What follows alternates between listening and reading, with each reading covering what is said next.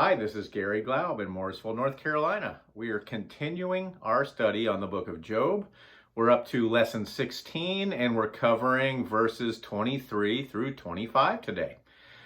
We're reaching that point that is not my favorite in the book of Job. So we've heard Job's point of view and the points of view of his friends for far too long, right? It's just repetitive and it continues over and over again. And there are some nuggets in the middle a little bit, but it's to that point where it's just like, oh my gosh, will you just be quiet? And it just makes me think once again of the patience of God. You know, we always hear the phrase, the patience of Job. You know, Job had to have patience to endure all that he did, but you know, on the other side, we can really focus on the patience of God who listens to complaints, repetitive complaints over and over and over again. And it just really shows, you know, who we worship. You know, God is amazing and he's different than we are. And if any one of us was God instead of him, you know, we'd invent a giant bug zapper and we'd reach a point when these people are complaining that we just go, and they'd be gone, right? They'd be fried to a crisp, you know, become a Cheeto, I guess. But it just to that, oh my gosh, Job, will you please be quiet? And I was reflecting on this a little bit today and thinking that, you know, we really don't know the specific and exact relationship that Job had with God. This was pre-Bible, right? Bible hadn't been written yet, so we don't know how much God had shared with Job. And as believers today, you know, we have that amazing difference that we have the Bible in our hands. We're allowed to read it. We have the freedom to read it, and we have the freedom to know his promises. And there's that other side of it of when God has promised us certain things and we choose not to believe those promises, aren't we calling God a liar? You know, I remember a time when I got to that point in my life when I was angry at God for something not happening that I wanted to happen. And I was so angry at him, but then I realized that I was calling God a liar by not just trusting him. When God says that all things will work together, right? All things, he's got it, right? He's not going to leave us or forsake us. There's so many promises that we have to stand on. And maybe Job did not have those. That's just the only out I can give him for where he is in the middle of this, is that maybe he didn't understand those promises. Maybe they just weren't specifically stated to him where he got it. Maybe they were. But even if they were, he's not failing any worse than we do. But it is overwhelming when it's like, come on, Job, you know, you got to get this, bud. So let's start. We're starting with Job 23, verses 1 through 7, New American Standard Bible, and it says this. Then Job replied, even today my complaint is rebellion. His hand is heavy despite my groaning. Oh, that I knew where I might find him, that I might come to his seat. I would present my case before him and fill my mouth with arguments. I would learn the words which he would answer and perceive what he would say to me. Would he contend with me by the greatness of his power? No, surely he would pay attention to me. There the upright would reason with him, and I would be delivered forever from my judge.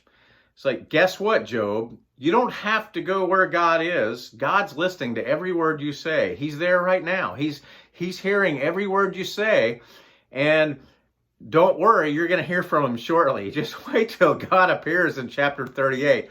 You know, let's see if you're standing so righteously then, right? I don't think you will be, my friend, all right? Job's words have become separated from his actions. And it makes me wonder if Job is making these claims to impress his friends, or if Job really believes what he's saying. You know, it might be that he believes what he's saying temporarily. He's not going to very shortly, but he might just be saying this in this stance of bravado of like, I'll stand before God and I'll tell him what he did wrong to me. You know, it's like, sure you will, Job. You know, you're really thinking of yourself bigger than you are. In previous chapters, we've heard Job's statements of God's grandeur, you know, his loftiness and his power. And now it's like Job is shrinking him down to his level. It's like, yeah, I'll just stand up against him. I can take care of this bully. It's really kind of a sad place that Job has gotten to in this stance of self-righteousness. And again, he wouldn't have gotten to this place if his friends hadn't pushed him there by making accusations. Is it even possible to argue your case against God who knows everything? And I have, I've made stances of that's not fair. And it's like, really? Really? And what are you basing that on? Because you know everything or because you know so little? It's like, it's really where we are in the middle of it, isn't it? Someone here, though, has gotten a little bit too big for his britches. All right. And Job is certainly in that place. There's been times when I've been angry at God too. And I step up to the plate and think I'm bigger than I am. We're working hard personally. The way I see it is like algebraically, as humans, we're working hard to solve an equation with one variable. And at the same time, God is solving the equation with an infinite number of variables, and we don't even have a concept of what he's doing. We can't even grasp a little bit what he's doing. And we think we're on the same plane because we can solve the equation with one variable. It's like it's not really the same thing. It's more than the difference between apples and oranges.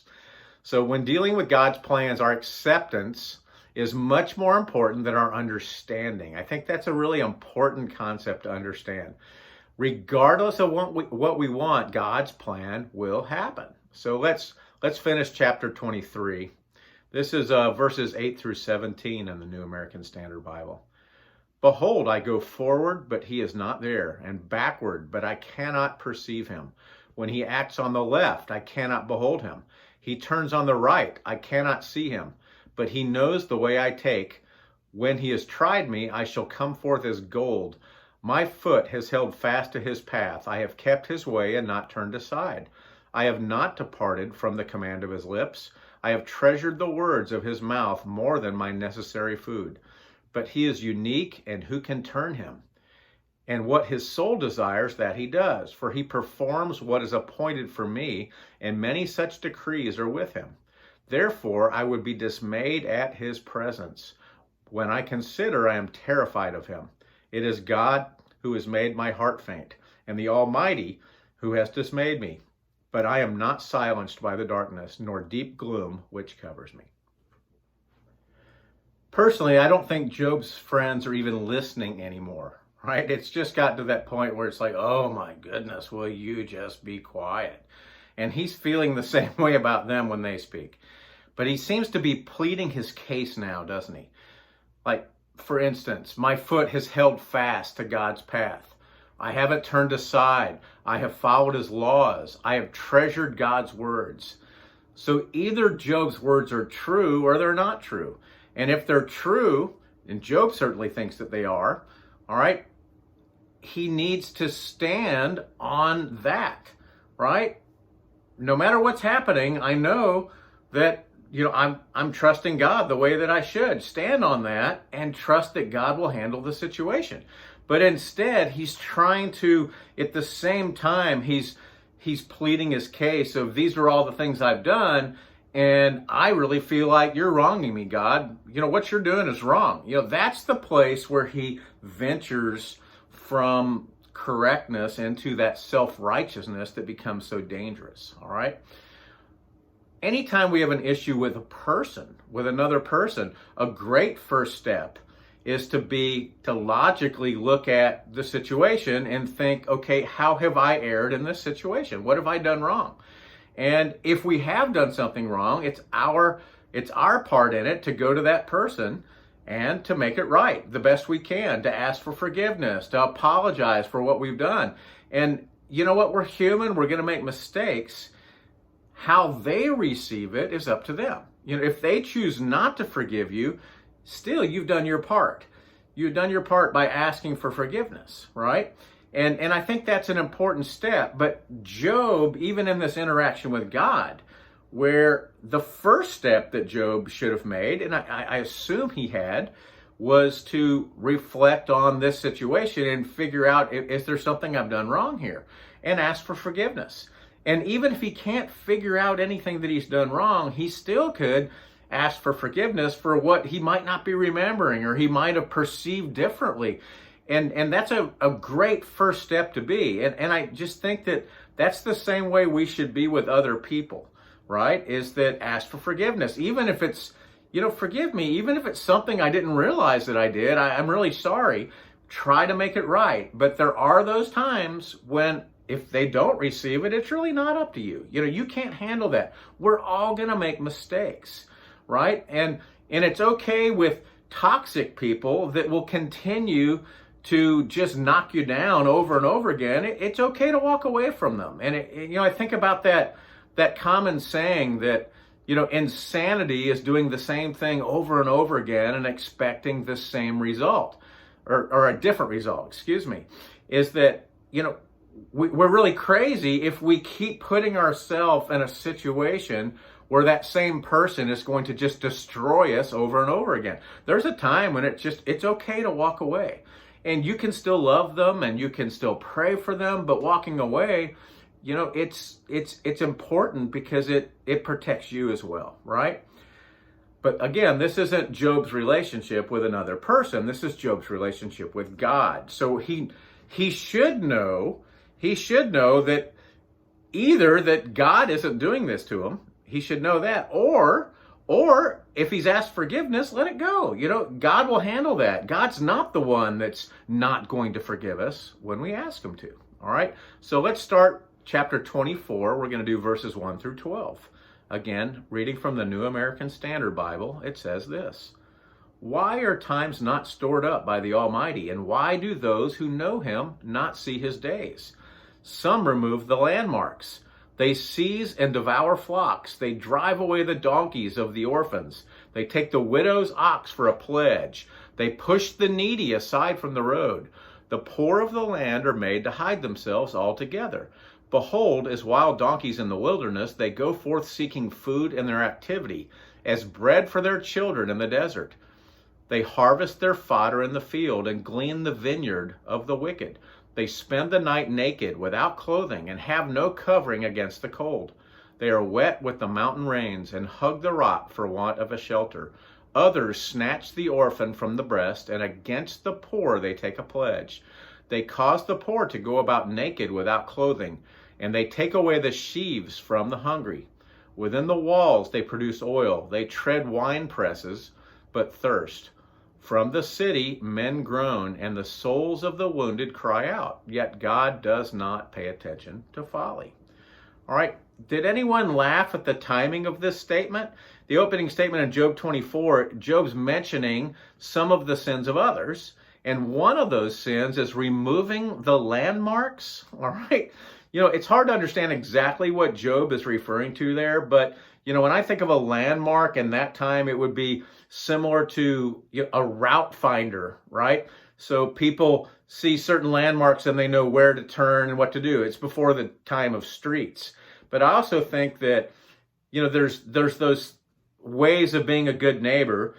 Think of a good neighbor back in an agrarian economy that shuts off the other neighbor from river access to get water, right? It's just like this greed thing of it's mine, not yours. And it wouldn't be any loss if someone comes and gets a bucket of water, even if it's stepping onto your land to do it. But there's those things that are going on, right? If you've ever watched The Amazing Race, I was thinking of like these teams that are trying to reach a checkpoint, and there are these route markers along the way. And if one team removed the route marker, it would be hard for anyone to continue and follow. And I think that's kind of what Job is referring to here. But landmarks, I was also thinking of what's going on in our current day and age and culture with removing statues, as if removing of the statue of a person is going to rewrite the history. It's just one of the most ludicrous things. And, maybe it's ludicrous that we even create statues because, any man is fallible. Right? Any person that they make a statue for is going to be fallible, right? the only one that's ever lived on this earth that is not fallible is Jesus. But, any person, we can honor them and honor their lives and maybe what they've done for us, but they're still fallible. But it's a different culture now when, okay, we're going to tear down every statue that occurred during slavery because if they were alive at that time, they were wrong. It's like, okay, let's punish them for being alive at that time. It's just one of the most ludicrous things that I've ever thought I would be experiencing, right? That this is going on in this culture. There just seems to be this complete lack of critical thinking on the part of most people in this country right now. We're never going to have perfect history, are we? It's like there's going to be errors far through it, and we certainly see many of them now. All right, we see many words here that sound to me much like homeless people of today.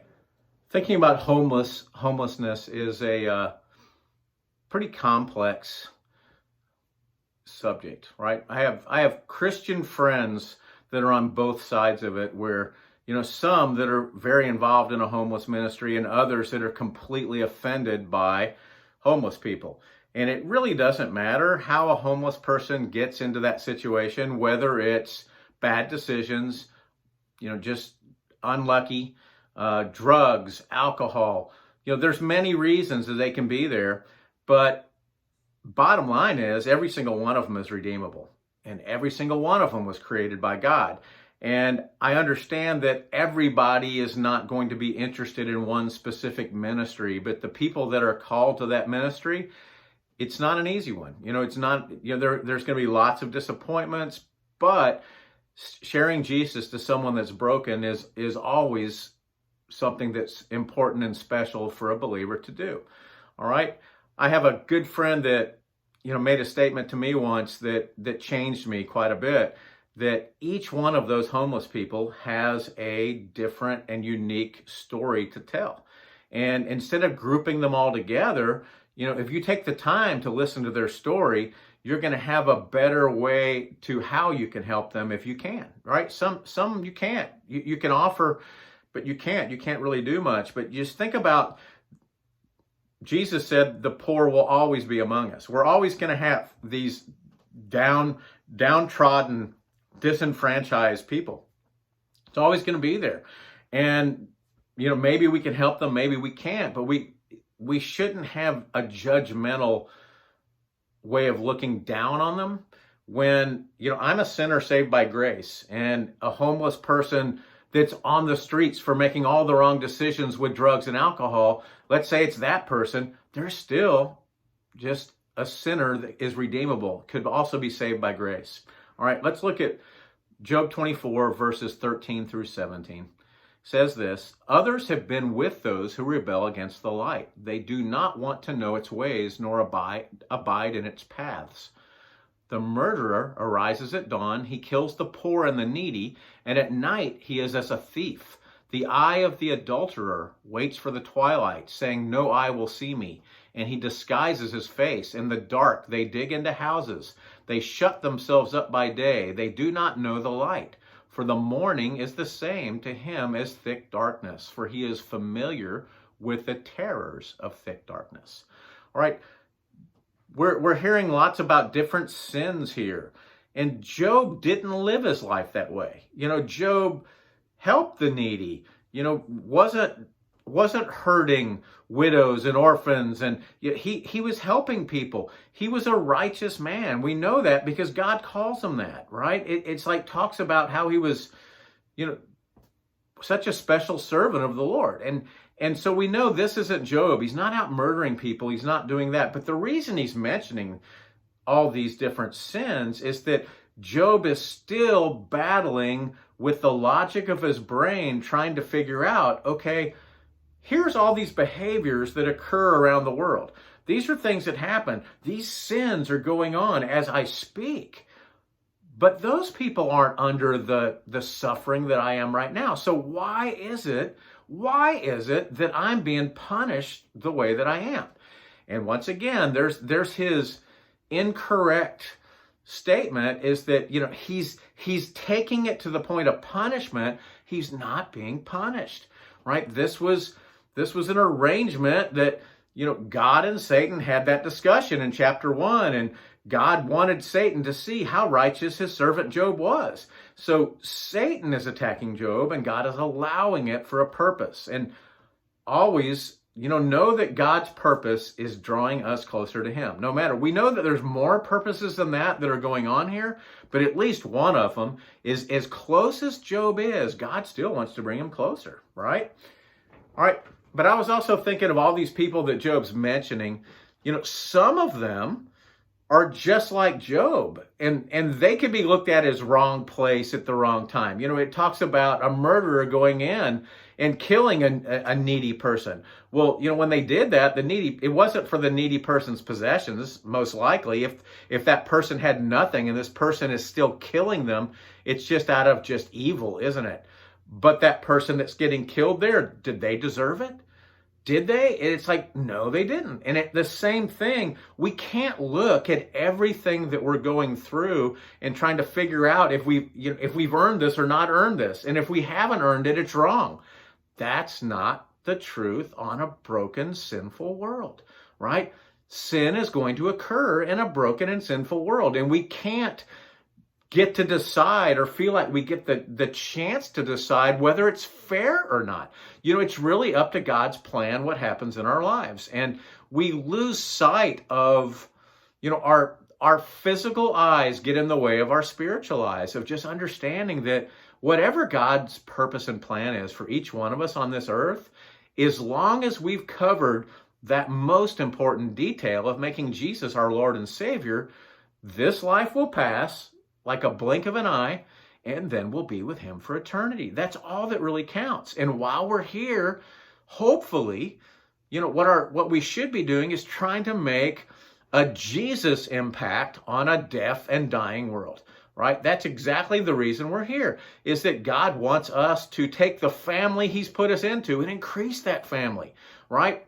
Bring more members into that family as it touch people's lives with the love of Jesus, all right? So let's finish chapter 24. Chapter 24, verses 18 through 25 in the New American Standard Bible says this: "They are insignificant on the surface of the water. Their portion is cursed on the earth. They do not turn toward the vineyards. Drought and heat consume the snow waters. So does Sheol, those who have sinned. A mother will forget him. The worm feeds sweetly till he is no longer remembered, and wickedness will be broken like a tree. He wrongs the barren woman and does no good for the widow, but he drags off the valiant by his power. He rises, but no one has assurance of life.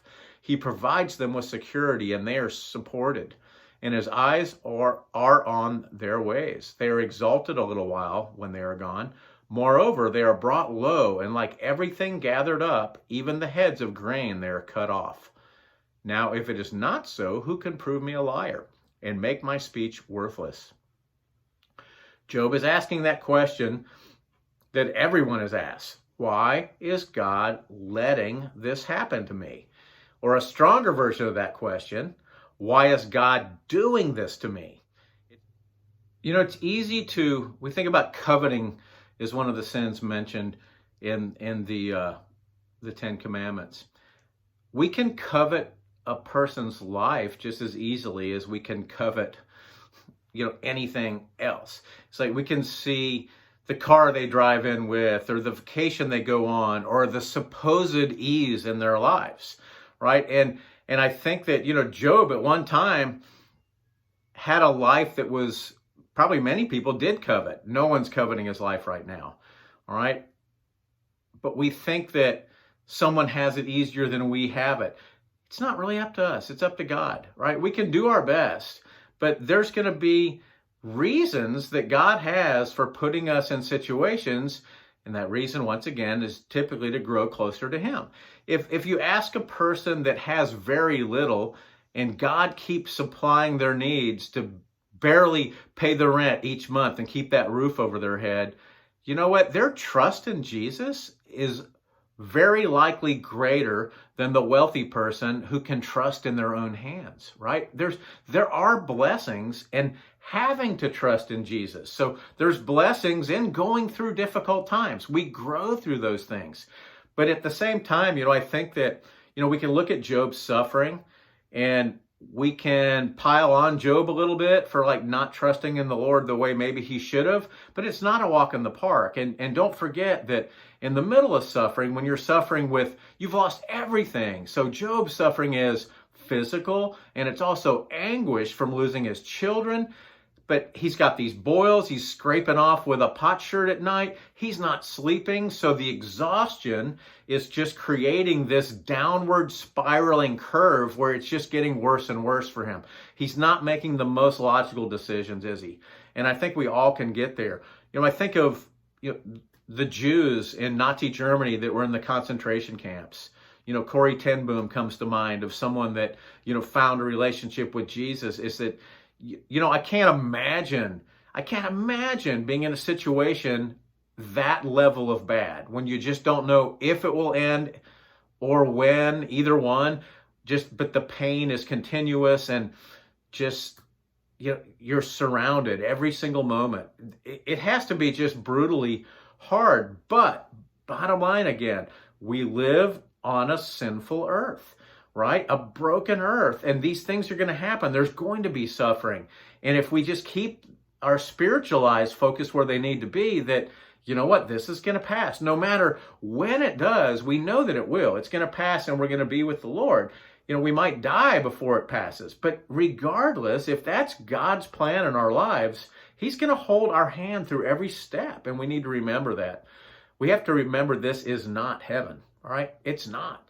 And we have to put our hope into that time when we're going to be with him in heaven.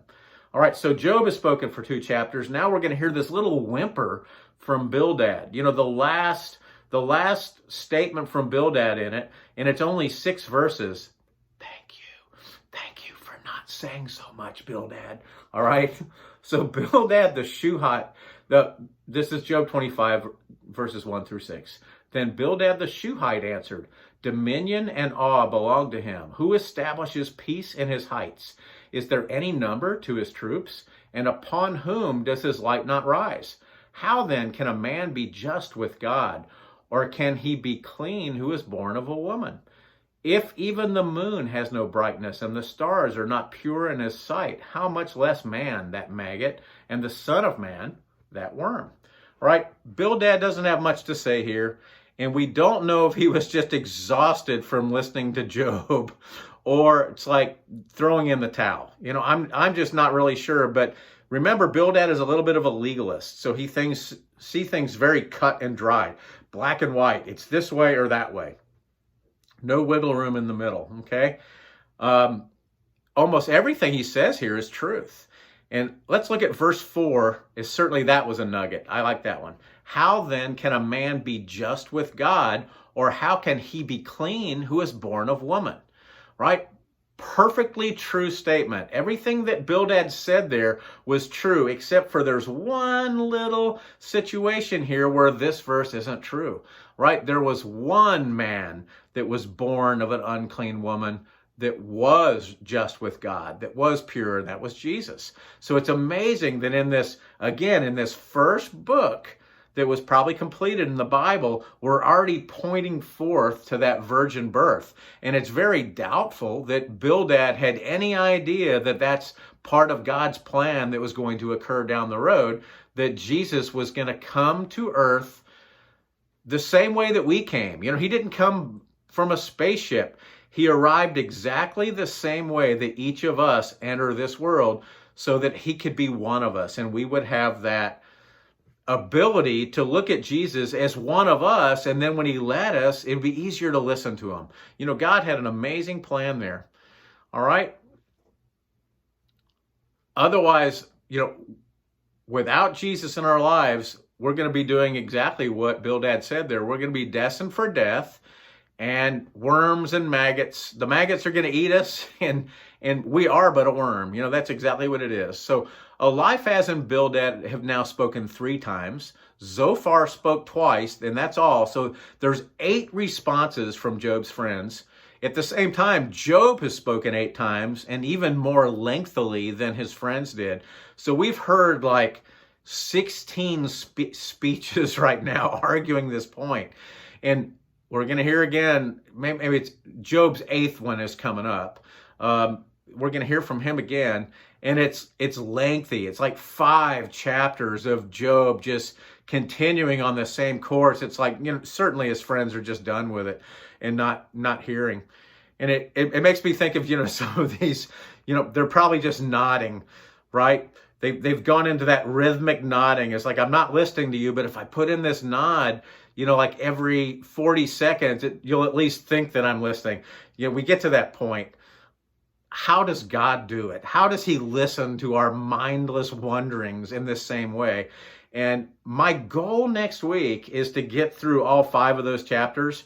I might just speedily go through it and just isolate a couple verses that are important. But, I'm not God, so I'm not showing a lot of patience here. I'm really getting tired of listening to Job in the middle of this, especially when I know what's coming in chapter 32, when we're going to have a breath of fresh air when someone not mentioned yet, Elihu decides that he's got to put in his 2 cents worth. And his 2 cents worth is much more like $2,000. It's worth a lot. So we can look forward to that. Let's get through one more hard week, and then we're going to start getting into the most special parts of Job. The last fourth of Job is what it's all about. It's the most special. So look forward to that after we get through next week. God bless you from Mooresville, North Carolina. Once again, this is Garry Glaub. We need to get away from our physical sight and go to those spiritual eyes. All right. Open the eyes of my heart, Lord. Open the eyes of my heart. I want to see you. I want to see you. Open the eyes of my heart, Lord. Open the eyes of my heart. I want to see you. I want to see you. To see you high and lifted up, Lord, shining in the light of your glory. Pour out your power and love, Lord, as we sing, holy, holy, holy. Holy, holy, holy. Holy, holy, holy. Holy, holy, holy. I want to see you. Open the eyes of my heart, Lord. Open the eyes of my heart. I want to see you. I want to see you. Open the eyes of my heart, Lord. Open the eyes of my heart. I want to see you. I want to see you. To see you high and lifted up, Lord, shining in the light of your glory. Pour out your power and love, Lord, as we sing, holy, holy, holy. Holy, holy, holy. Holy, holy, holy. Holy, holy, holy. I want to see you. You are holy, holy, holy. You are holy, holy, holy. You are holy, holy, holy. I want to see